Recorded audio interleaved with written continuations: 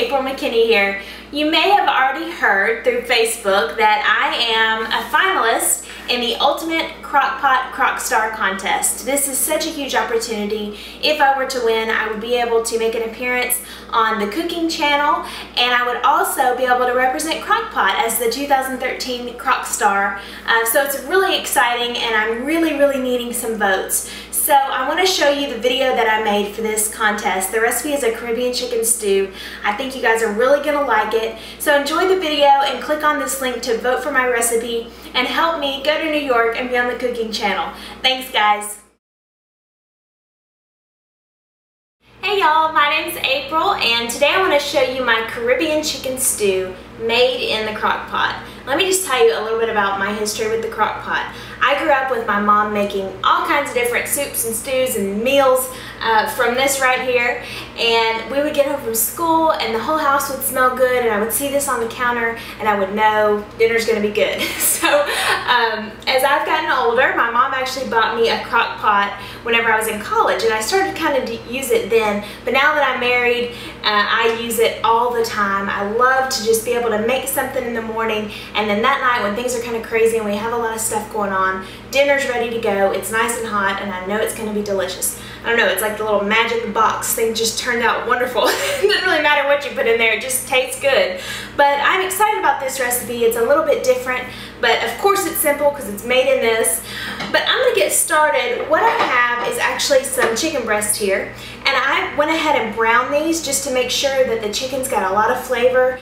I put some cumin, some thyme, some allspice, and salt and pepper right here on the chicken breast, and I just browned them in a little olive oil. So that only took about 2 minutes per side, because obviously I don't have to cook it all the way through since I'm going to put it in the crock pot. So I go ahead and put those in first.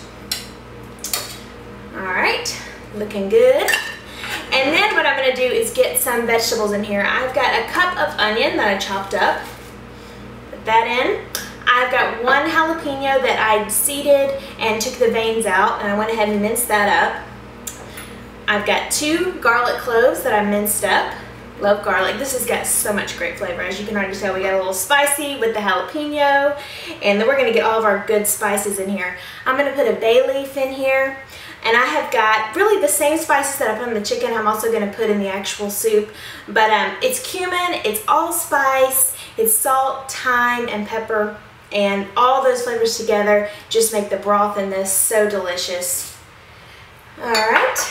And then sort of my secret ingredient is my coconut milk here. Now this is just regular coconut milk from 1 can of it, and I'm just going to pour that right over top. Okay. And then I've got a cup and a half of chicken stock. This is just unsalted chicken stock that I'm putting in here. I'm not putting a whole lot of liquid because I really want this to be a pretty thick stew. Since it is a stew, it's not a soup. But those liquids and all that spice is just going to kind of come together and taste fantastic. And I'm going to let this cook on low for about 6.5 hours on low, or if you're going to do it on high, do about 3 hours. At that point, I'm going to put in a couple other ingredients that are just going to cook for the last 30 minutes or so, and then we will have a fantastic, easy, as you can see, Caribbean chicken stew. Alrighty, well the chicken stew has been cooking for about 3 hours, and you can see I just pulled the chicken breasts out and I'm just pulling them apart. Look how tender and wonderful this chicken breast is. It's one of the things I love about the crock pot is the way it cooks chicken. I love how it just makes it so fork tender. It is perfect. The other thing I'm going to do is add in a couple more ingredients. For the last 30 minutes of cooking, I'm going to add in 2 sweet potatoes that I've just cubed up, peeled and cubed, and then 1 can of drained and rinsed chickpeas. I love the flavor that this gives. It is just fantastic. It makes it really chunky, which is what we want for a stew. So I'll just pour that back in. I'm going to go ahead and get the rest of my chicken right back in here. Let it cook for 30 more minutes, and dinner will be ready. So the stew cooked for another 30 minutes, and those sweet potatoes just cooked right in that delicious broth.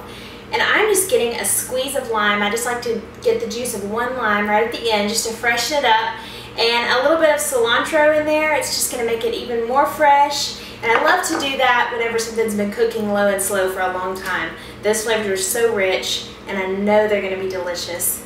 So I'm going to get a little bowl full here. Wow.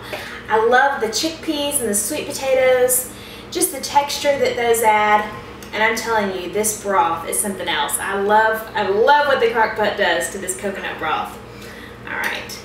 I'm gonna give it a try, but I would love to be the next crock star. Love the crock pot, love what it does to any kind of super stew, and the possibilities are endless, I know. Thank you so much.